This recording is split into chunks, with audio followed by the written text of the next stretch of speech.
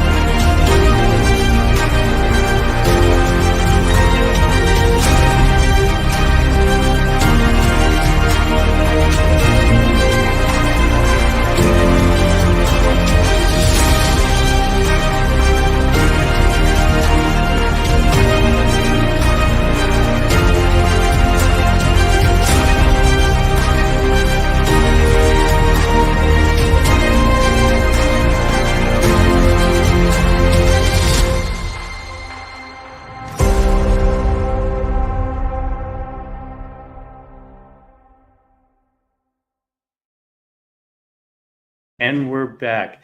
So today's guest is Jenny Diggles, and she's the co-founder of Jenny Co., a soon-to-be-released Web3 app that allows users to store their medical and wellness information securely on the blockchain and through the app, which allows them to earn rewards for leasing of their health care data and for using this personalized AI-generated recommendations. So, Jenny, I want to welcome you to the show. Thank you. Thank you so much, Charlie. It's great to be here with you. Yeah, excited to have you here. I got to meet you a little over a year ago at Ethereum Denver, and you kind of teased this concept, Jenny Co. And I learned a little bit about your past too. But it's so cool to like just being able to follow your progress along the way. And congratulations, you're almost there. We are almost there. And I'll tell you what, it couldn't have been a better time to do it.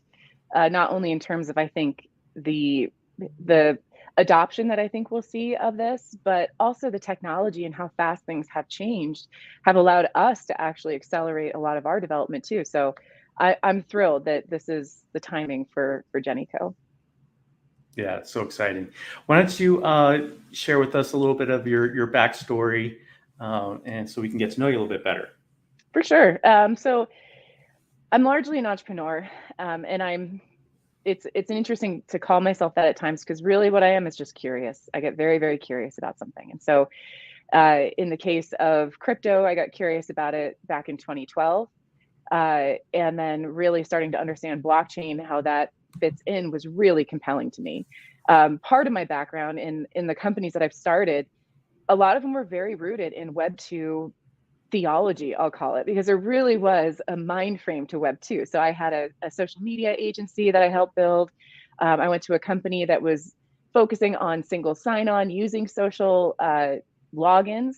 But as I was going through all these different companies and noticing there's a real trend here where the goal is to grab as much data as possible off of every single person as possible, and then try to turn that into something useful. And the way that these companies would try to frame it is, oh, we're doing it for the people. It makes it easier for them. They get better ads. When really there's just a ton of money being made on the back end.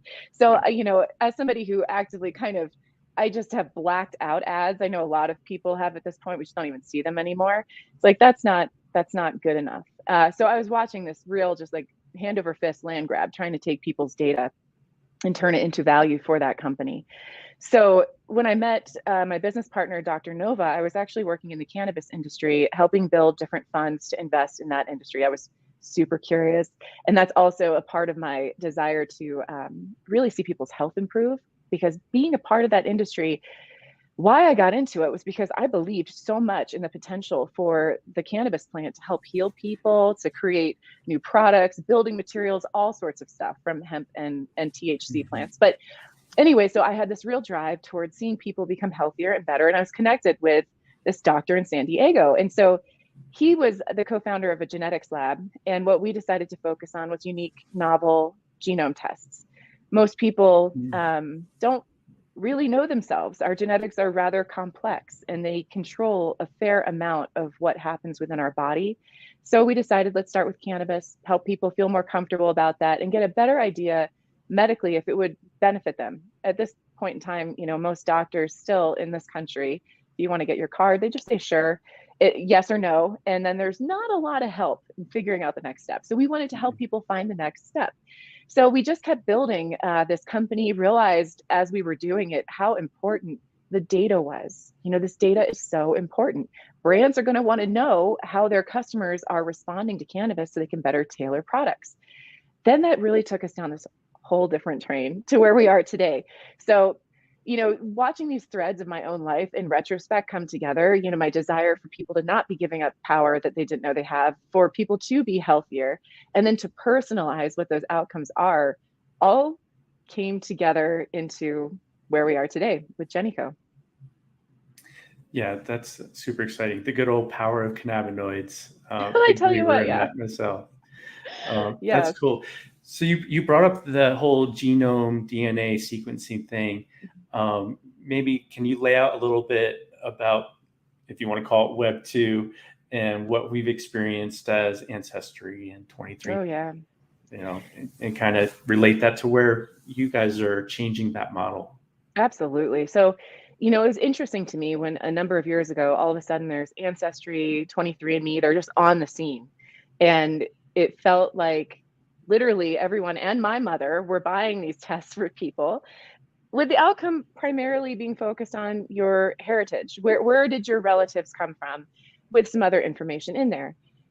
I never actually took one of those tests. And it Me was neither. because, yeah, it was an interesting thing. Everyone else in my family did, like, well, why didn't you do it? And quite honestly, it's actually not that interesting because my family's Finnish, and finished genes they're just like you're 100%. There's not a lot that's that interesting there. So anyway, what I learned was that they weren't making money on the tests. They're breaking even on the sale of those tests.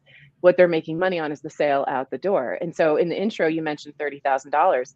That's because 23andMe had found for certain genetic records, they could sell them for up to $30,000 for one person's genetic record. That's crazy. That person has no clue. They're not getting any of that money. And so that's why the valuation of these companies just became so big, the sale of that data. That felt like theft. It just did. It just, something was so wrong about it to me. And so instead of that model, what we decided was, well, yeah, genetics are very interesting. It's a great set of data. It basically determines about 40% of how things are going to operate with the body, with the other 60 coming from what we choose to do.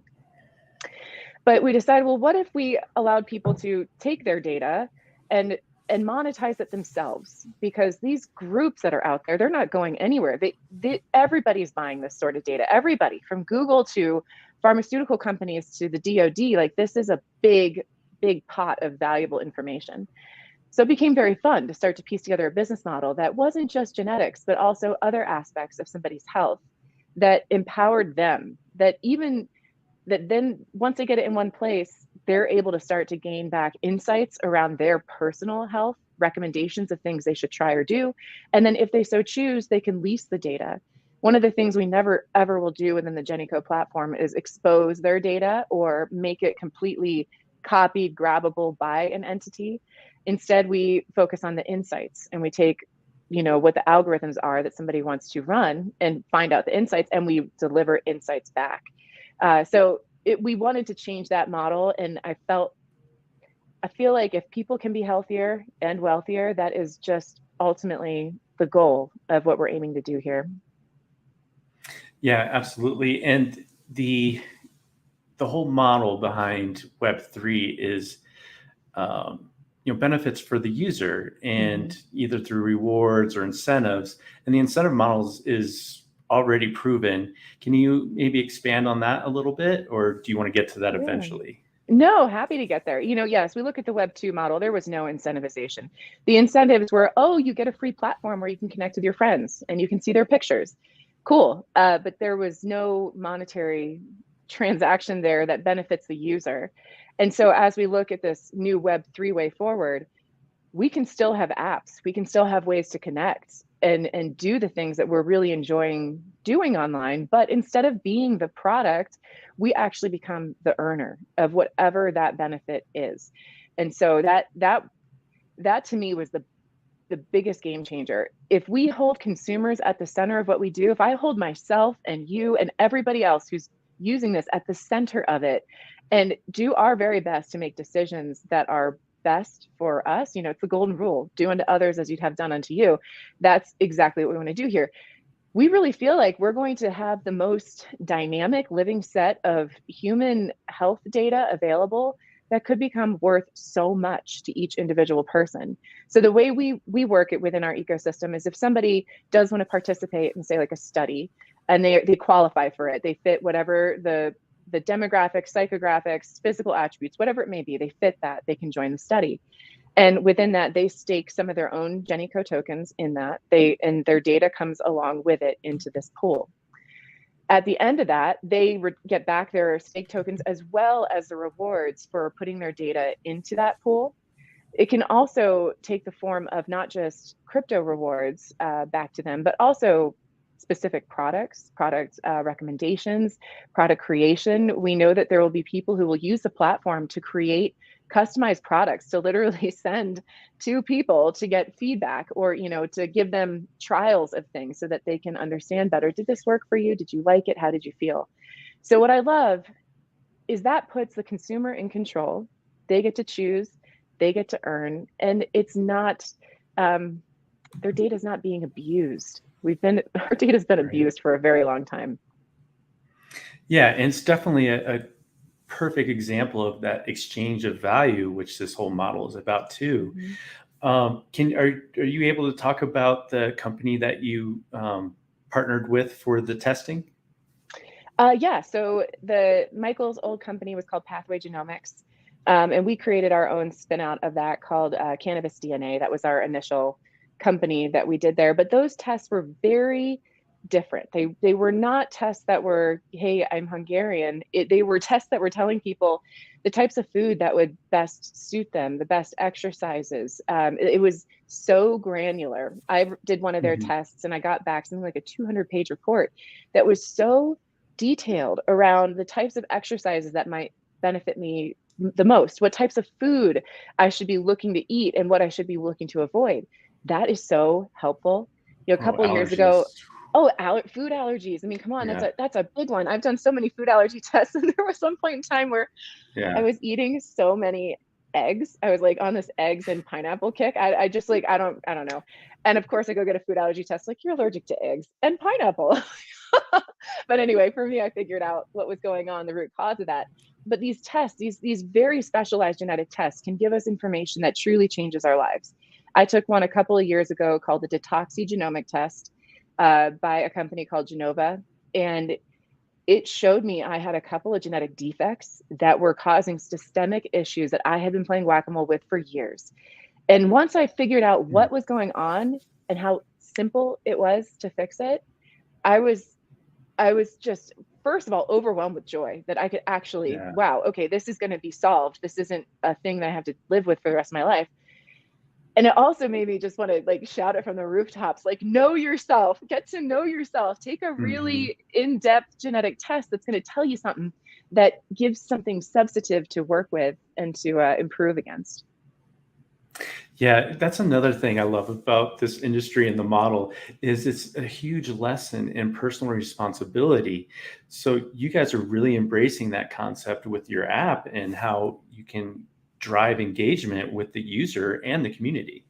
Oh yeah, personal responsibility is everything to me. Like, it's we I feel like I had often outsourced a lot of my personal choices to somebody else. A doctor would tell me, do this, don't do that, and I would do it. And I didn't have enough information to make my own qualified decision. So I'm trusting others. And at times it has worked and at other times it really hasn't. And so personal responsibility, taking ownership of our physical self as well as our financial self is important. You know, Mhm. it's challenged. I don't I have to say it's hasn't been a popular thing for a lot of people in the past to just take control of that. It has to happen now. You know, it really It does. really And does. crypto is a big part of that for me. Crypto requires a high level of personal responsibility. You know, holding things on your own wallet, losing keys, you're lost. You can't call up the bank and say you got locked out of your account. There's nobody to talk to. And while that's scary for people, it's also incredibly freeing. And so there's a very wonderful symbiotic relationship between personal responsibility and freedom. And if we don't want personal responsibility and we want centralized control, we're giving up a lot of freedom. We're giving up the keys to our own castles, to our own money, our own well-being. And so that's a shift that I feel is changing. And I think we're going to see a really big change coming over the next couple of years as more and more people come over to that way of being. And instead of outsourcing, insourcing. Start with yourself. Yeah, and I'm glad you made that point, especially from a women's perspective. One of the things that we're seeing a lot of, yes, crypto is very diverse because it's global, but we're not seeing enough women's leadership. So thank you for that. And and that's especially talking about health and wellness. We also see that women are the decision makers when it comes to wellness decisions in the family. So I think that's even more empowering. You being the face of the company or one of the faces of the company. It's so funny you say the whole, women make those decisions because I definitely, it's just my husband and I. We don't have children, but I hand him every morning and night these handfuls of pills of supplements. He doesn't even know what he's taking. And I'm thank God he trusts me, but I'm constantly looking out for that kind of, what supplements should we be taking? How can we better improve our sleep hygiene? What are the ways that we can just overall feel healthier and better? And I just make those decisions and kind of drive them home. You know, How much CBD should we take? exactly. I literally the other Yep. night I gave my husband CBD. He was like, "Oh, sometimes I get the Sunday Hmm. scaries." I'm like, "I'm going to give you some CBD tonight, and it's going to be a little bit more than you think you want." but this is what's going to help you. So it's so funny. I do feel Mm-hmm. that in general, women in the household do play that role of the caretaker in a way, but the overseer of making sure that everybody is staying healthy and moving forward, eating food, getting rest, drinking water, that kind of stuff. Yeah, So yeah, fresh ingredients. Yeah, yes. absolutely. So can you share a little bit more like your vision with the app and Mm-hmm. like the value it's going to bring to us, maybe some of the features and benefits for the Yeah, user? absolutely. So the vision is I mentioned it earlier, is for everyone to truly become healthier and wealthier. I want that to happen on an individual basis. I want people to feel so good when they're done when they get out of the app, when they're using it and engaging with it, that they feel this great benefit. And like it's really truly a companion and an assistant to them. And so as we look at the features within the app, there's so many areas we're going to go. So I'm not going to speak too much to what the potentials are as we work out some of these newer Mm-hmm. ideas that our team has just come up with in the past few weeks. They're awesome, and I hate like teasing things like that, but my God, some of these concepts are great. The core of the app, when we launch it, is going to have a few main pieces in it. It's going to have a place for people to start storing their medical data. We call it the Lifeline. And so as they're doing anything, they're taking a aspirin, they're going to the hospital, they're checking in on something and they have new blood work, that all gets compiled into this part of the app called the Lifeline. They'll have a wallet where they'll be able to see their crypto and manage that aspect of it.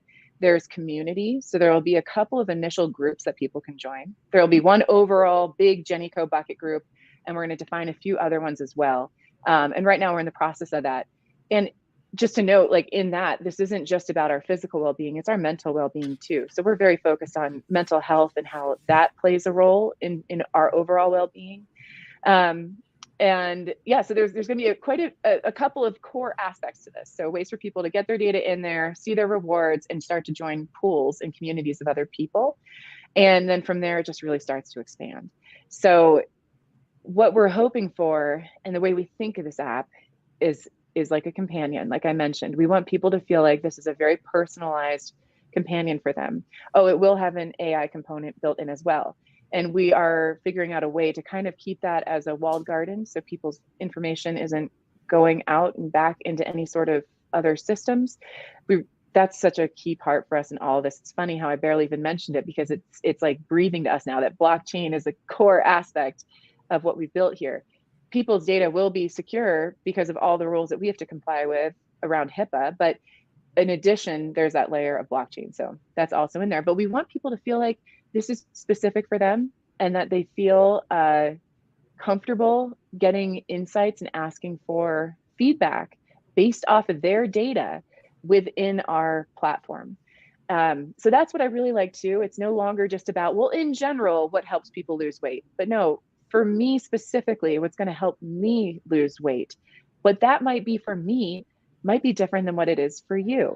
And it's not as simple as just, telling someone to cut calories and exercise more, which is the general rule. So I'm Mm-hmm. looking forward to that. I'm really hoping that people find great personal ways to care for themselves. I would love that if somebody, a year after using it, that was in a dramatically different and better health space than they were when they started, that would feel so good.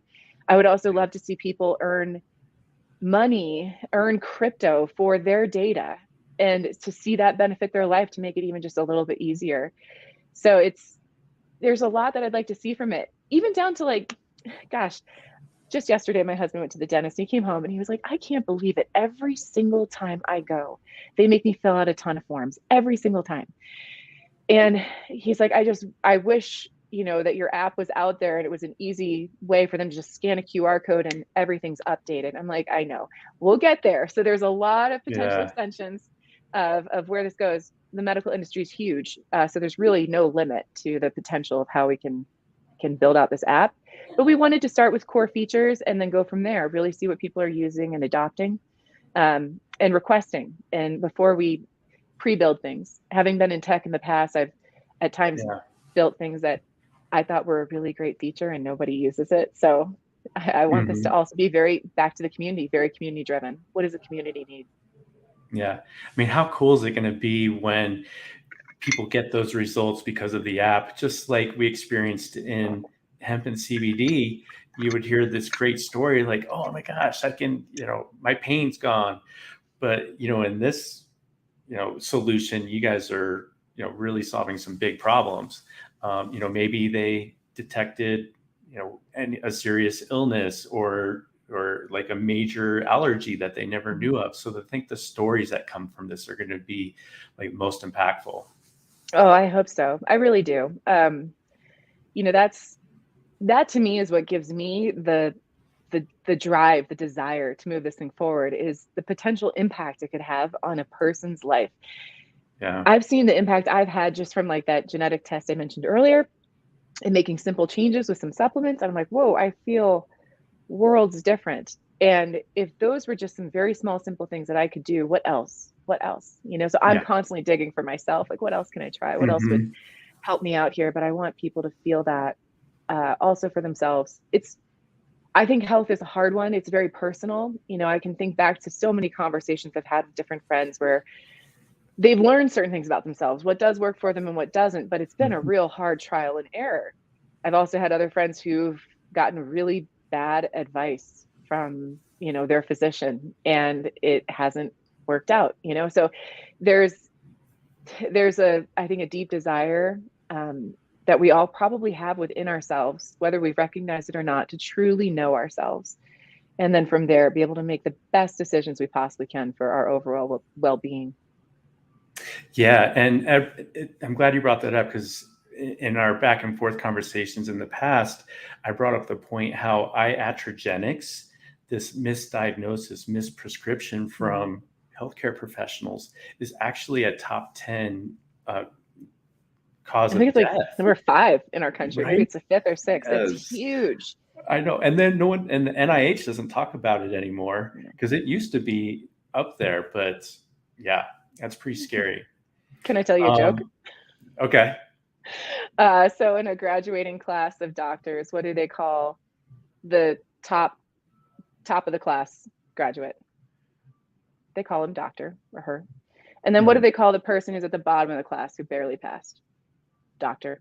So it's a mixed bag. Just because somebody finished their schooling doesn't mean they're actually good at what they do. And it's, I found that I would go back and forth finding different doctors. If I found someone I really didn't jive with, I had one doctor in Portland when I first went to go get my medical cannabis card.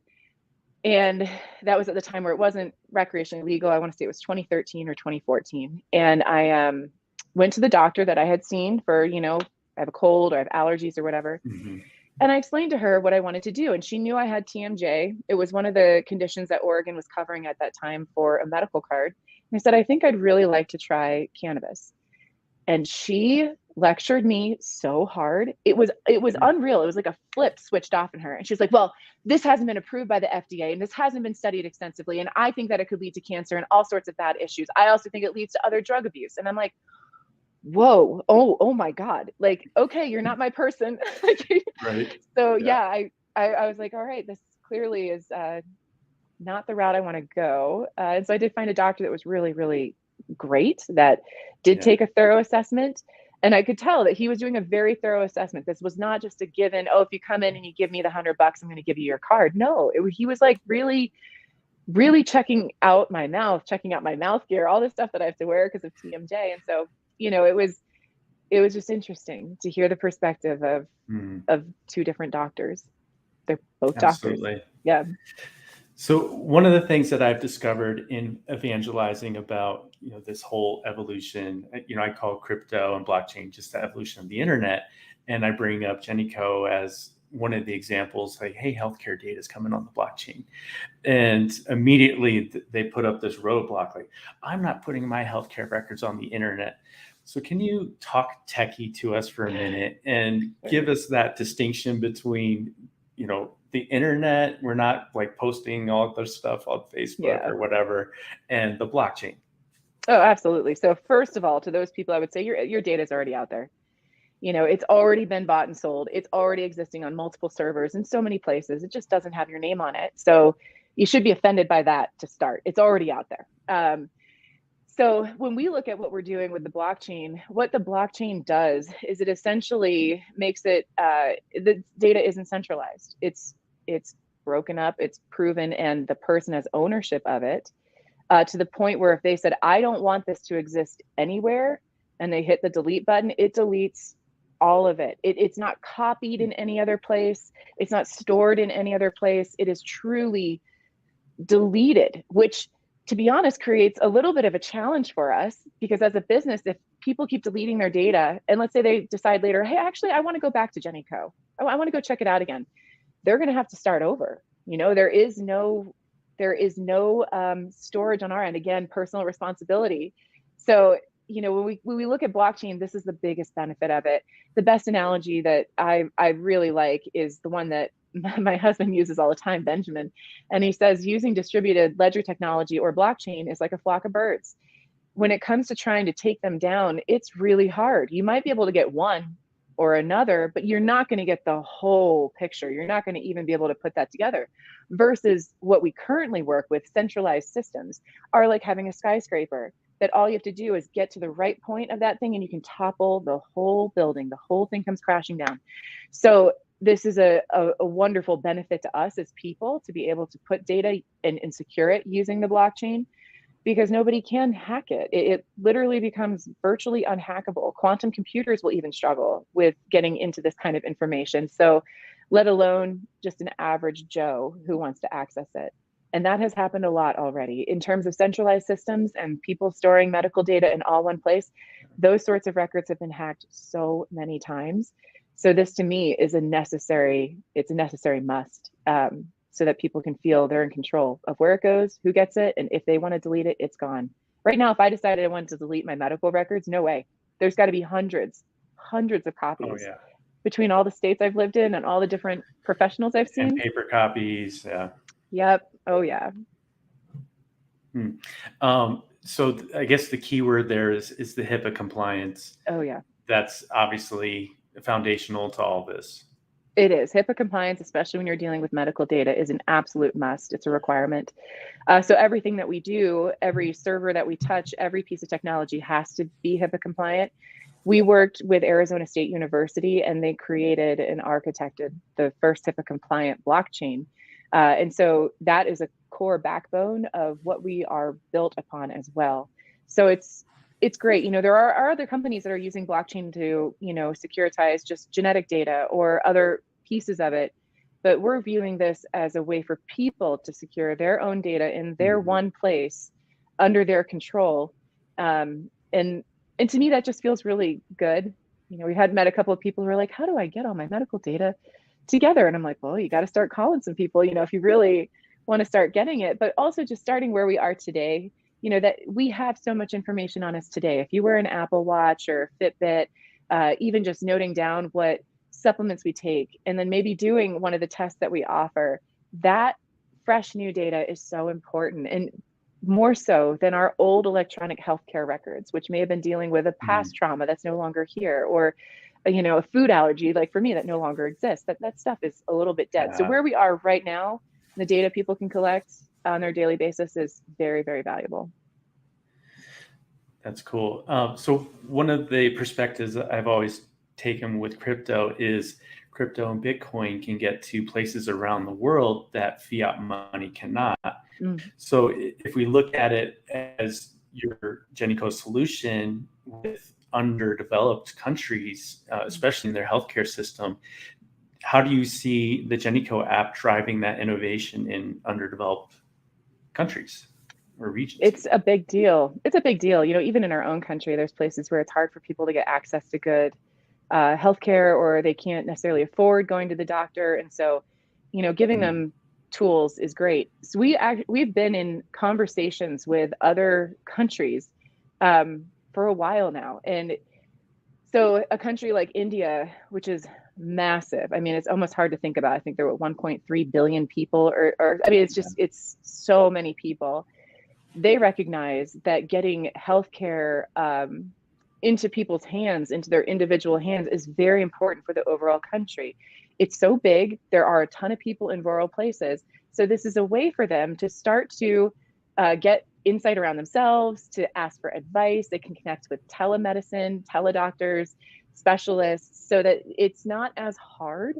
And then also through their data is valuable. It just as valuable as ours. And so they can also earn those rewards and then use those rewards to say, like, buy a genetic test or the food allergy test or pay for a telemedicine visit. That creates a huge opportunity for people to get access they didn't have before. I think the term is technically like health equity. And that means that everybody has equal access to good healthcare. So if we can provide an app that allows for that access, and that can be in the hands of anybody who has a smartphone and access to the internet, I think that we'll have some good benefit there. So we've been in conversations with some countries that are looking at this because they understand the health of their citizens matter, and the blockchain and securitizing that information, that data matters too.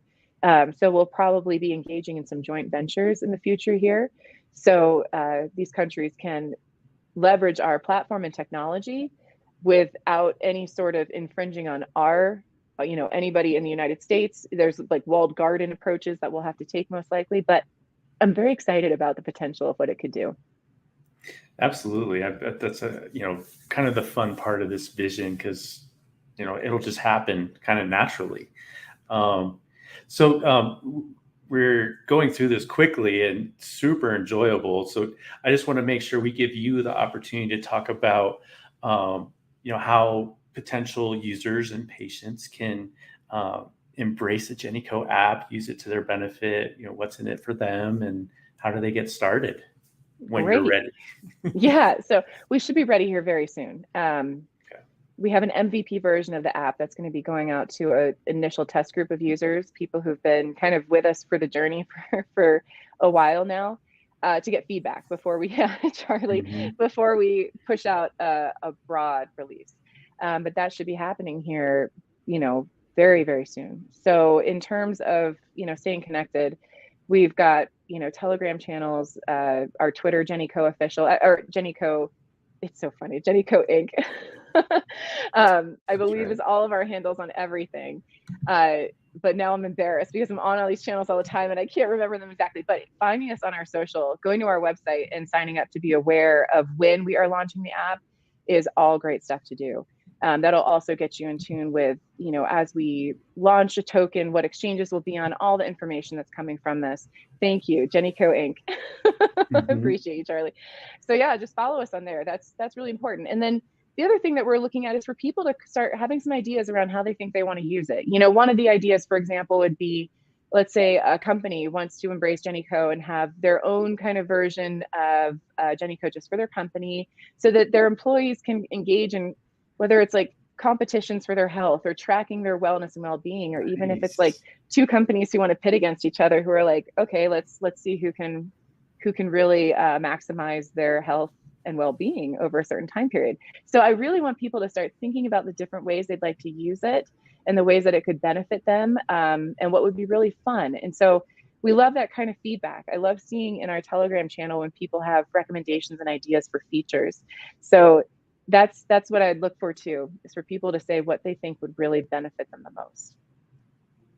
Yeah, it's going to be an interesting experiment in engagement and what people are open to talking about. I can see it even like getting into like subgroups where they want to talk about, diabetes treatments or, migraine sufferers, so that'll be kind of interesting to see how that evolves too. It is. That's going to be, so in the crypto world, we use this term DAO, decentralized autonomous organization, but we're not going to use that inside of our app because that's not understandable by most. So we're just going to call them communities or groups, and people will be able to create their own. So while we're launching with just initial 3, in a future state, people will be able to create one. So let's say that, there's a group of women and we all went to the same college, we all lived in the same area, and now we all have the same condition.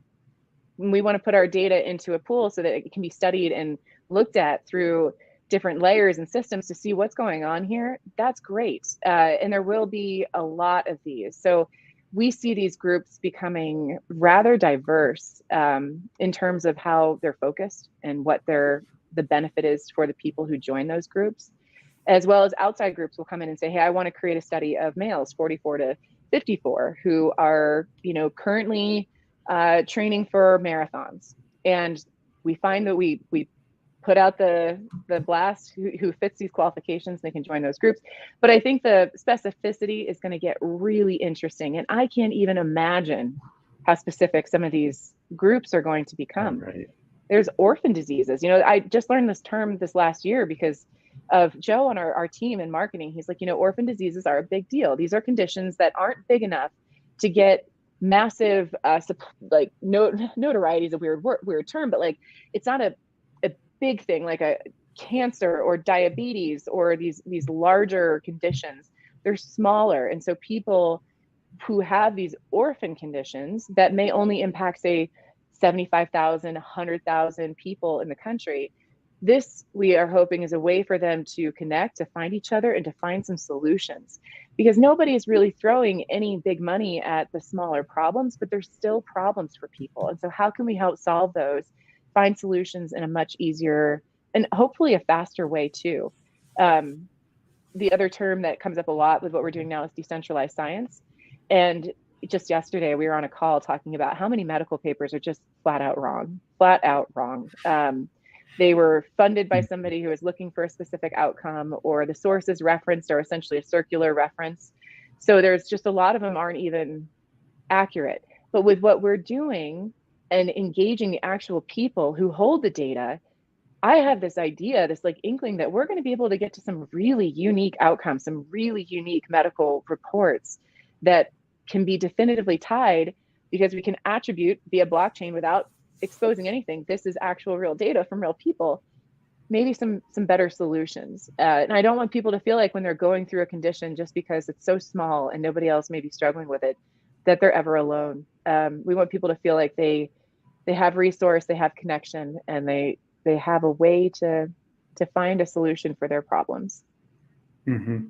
Gosh, I can even see, like, depending how much information you guys want to share publicly, I could see Genico being like the healthcare index provider in like different areas, and being like a huge source of public data, but also packaging it up for clinical data studies.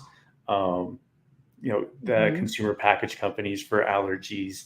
So you guys got to be excited about all the different revenue opportunities. Oh, very much so. We have a very we have crypto as a part of the business, but we have a very traditional side of the business too. Selling of tests and connection with telehealth medicine and things that will drive traditional revenue, which is so nice to me. That's a very wonderful place to be, and that's where I think crypto needs to get to. Is that it's a business that functions, and crypto and blockchain are a piece of it, but we are not a crypto company. We use it because that's how it facilitates our exchange of value and how people can get their data into systems, but we don't view ourselves that way. So yeah, I am really excited to see what this could do. You mentioned the data piece and the sort of information that could come out of it. And my mind has gone down that path so many times already. I'm like, wow, if we actually get a good amount of people in this app, we will be able to start zero. You could do a state by state breakdown. You could even take a state and break down into area codes, and the people who are willing to contribute their data to that study can really start to show what's happening in an area. Because, we see things in general in this country. We'll see like a giant swath of where obesity may be the biggest challenge for certain parts of the country, but we don't really have granular information. It just is. They're like, oh, here it is. And it's like, well, why? And who is it? And where is the biggest problem coming from? Which area has increased the most? Which one has decreased? So the data piece of the visualization of the outcomes is very exciting to me. I've always been kind of borderline obsessed with tracking different forms of data to arrive to different outcomes. So yeah, I think that piece is going to be very cool. I think that research universities and stuff it'll be great partnerships to have with those groups who are looking to have access to very fresh, relevant data so that they can do better research and have better outcomes. Yeah, I think that's really what it's all about. So I was one of the early adopters, if you want to call it, or test subjects. So I still need to drop my envelope in the mail and get my results back. Can you talk about a little bit of the onboarding process yet? Oh, so within the app, there's a couple of ways it's going to work. We will crawl, walk, run, and the initial way that this test that you got with our first NFT launch, which by the way, we're going to be doing another one here very soon. That test, so you'll get back a result that will be via PDF. And so with that, you'll basically be able to upload it into the system. Now, where we're getting to is having it fully integrated so that when you get your result, it actually just comes straight into Genico. So that's where the data will live, that's where it will come into, and that's how, it will be more accessible for the insights and that sort of thing versus just a PDF file that then has to get kind of broken down and looked at in various components. So we really want to streamline that process. We want people to be able to be like, oh yeah, you know what, I do want to do a allergy test or, a hormone test. I want to know what my hormone levels are. And we want that data to come right back into the system for them to make it as easy as possible for them to access, use it, and monetize it if they so choose. Yeah, super useful. As far as do you want to get into a little bit of like why crypto is like enabling this model as a tool for you guys to really enhance your offering, I guess is how I put it. Yeah, for sure. It's interesting. When we first were working on this model, we had just one or two people say, well, why don't you just use regular currency? And beyond the challenges of then being in multi countries and dealing with all these different fiat currencies and the transactions thereof, that just did not, that wasn't going to work for us from a cumbersome level. But furthermore, because of the way that our data pairs with the currency inside of our system, so as somebody's sending their data into one of these pools to be mined, it's coming with the crypto. It's essentially this packet that shows, the ownership, whose it is, it validates it. So to us, it's a very big utility. And furthermore, as we have aspirations to be in more and more places, working off of a cryptocurrency that can work seamlessly anywhere, as long as someone has access to the internet, is of great benefit to us, especially when we think about developing countries where people may be unbanked. And that's a common thing. Like there's even a decent percentage of Americans who are unbanked. So you can't force people down a path that they don't have access to use. And so we're hoping that through cryptocurrency and the ability for it to be more fluid in the places that it can be transferred into, or the types of currencies it could be transferred into, that it becomes a way for people to truly get some access to some money that they maybe not have had before. So for us, it was a must-have. It wasn't a nice to have. It actually is very important in how the whole system will run. Yeah, I think once people or like non-crypto users latch onto this idea of the incentive structure that Web3 and crypto offers, I think that's where we're going to see this next mass adoption of crypto. And you're going to be one of those companies where you're really providing solutions that are important to the user, the patient, everyday lifestyle that we need help with. So congratulations on what you guys have built so far. We're super excited of your potential. Definitely. So another reason why I invited you on today is we are featuring you somewhere within the magazine, next edition of Goose. So we'll let that be a surprise. And so we are appreciative on that partnership with you guys too. So you kind of shared a little bit of like how to follow along and get in touch. Is there any like final call to action that you may have for the audience? No, I would just say, please just follow us on our socials. Like that's great. We want more community. That's where you'll be able to find out when you can actually download the app and get into it yourself. We'll also be releasing another NFT here soon, and it'll most likely be very similar to our last one, which is a bundled approach where there will be a test of some sort.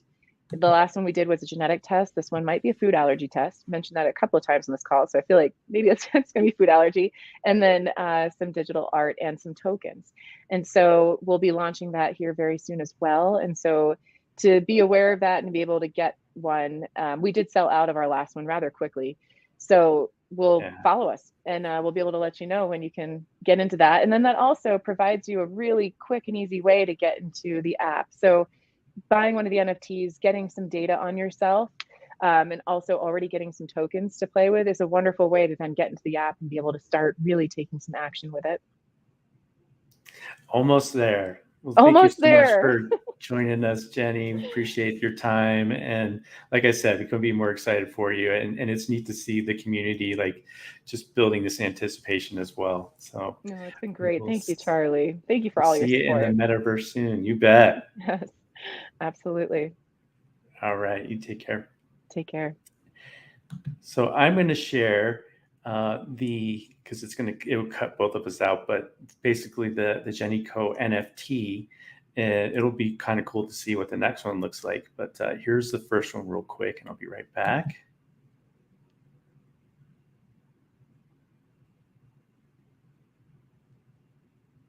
So yeah, that one's pretty cool. There, you can definitely see how they're really embracing the DNA sequence and digging deep. And Jenny didn't get into it too much, but this new testing system that they're using is like 500 times, no, 5,000 times more in depth. I forgot to ask that one little detail, but it's on their website. But it's a lot more extensive of a test and more valuable, obviously, both for us and if we're leasing that data out for rewards and compensation. Yeah, so definitely one to follow, jennyco.com and jennyco.io. We'll be tagging all their socials. We did upgrade all of the capabilities through our StreamYard platform. So this is literally going out on Facebook, LinkedIn, YouTube now, Twitter, and of course, E360 TV. We just got the analytics back, so we're really appreciative of you, the audience. And anytime you want to engage with us on the next show, you can put that in comments, and can answer any questions on the fly, or just put them in now, and we'll be sure to follow up with you and get those questions for you, or questions answered for you. But thanks again, and we'll catch you next time.